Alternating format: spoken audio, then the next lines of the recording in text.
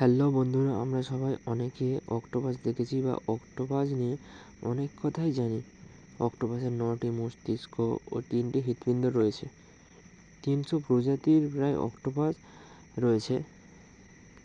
অক্টোপাসের এই 8টি বাহুর মধ্যে সাদা সাদা অসংখ্য চোষক রয়েছে। এই সাদা সাদা অংশগুলিকেই চোষক বলা হয়ে থাকে। এটা হলো কোকোনাট অক্টোপাস। এরা নারকেল অক্টোপাস নামেও পরিচিত।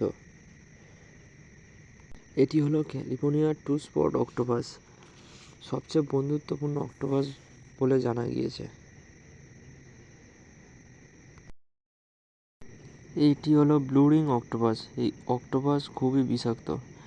এরা একসাথে যে পরিমাণ বিষ বহন করে তা দিয়ে 1 মিনিটে 26 জন মানুষকেও মেরে ফেলতে পারে। এর কোনো অ্যান্টিভেনম নেই। প্যাসিফিক ওশানের তলদেশে এদের পাওয়া যায়। এটি হলো মিমিক অক্টোপাস। মিমিক অক্টোপাসটি 1994 সালে ইন্দোনেশিয়ার সুলাওয়েসি উপকূলে আবিষ্কৃত হয়েছিল। দৈর্ঘ্য মাত্র 2 ফুট হয়। এরা তার ত্বকের রং পরিবর্তনও করতে পারে।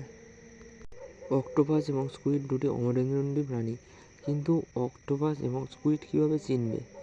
অক্টোপাসের 8টি করে পা আছে এবং 3টি হৃৎপিণ্ড। এদের রক্তে হিমোসায়ানিন থাকে, ফলে অক্টোপাসের রক্তের রং নীল হয়। স্কুইডের 10টি বাহু থাকে।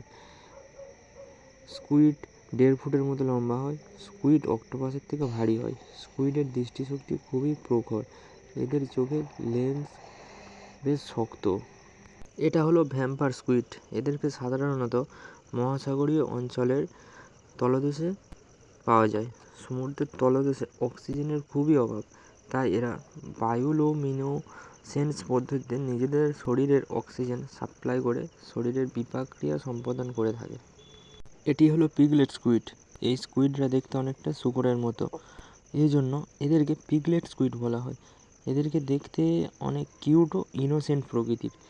নাইজেরিয়ার পাপুয়া নিউগিনি দ্বীপের উপকূলে দেখতে পাওয়া যায় এদেরকে। তবে এরা সমুদ্রের 1015 মিটার গভীর তলদেশে দেখতে পাওয়া যায়। এরা অন্ধকারে এলাকায় থাকতে বেশি পছন্দ করে।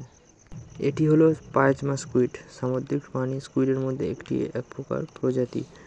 এদের ইন্দো প্রশান্তীয় মহাসাগরীয় অঞ্চলের অস্ট্রেলিয়ার অংশে পাওয়া যায়। এদের আকৃতি অনেকটাই ছোট, 3.25 ইঞ্চির কাছাকাছি। এদেরকে ডাম্পলিং স্কুইডও বলা হয়ে থাকে।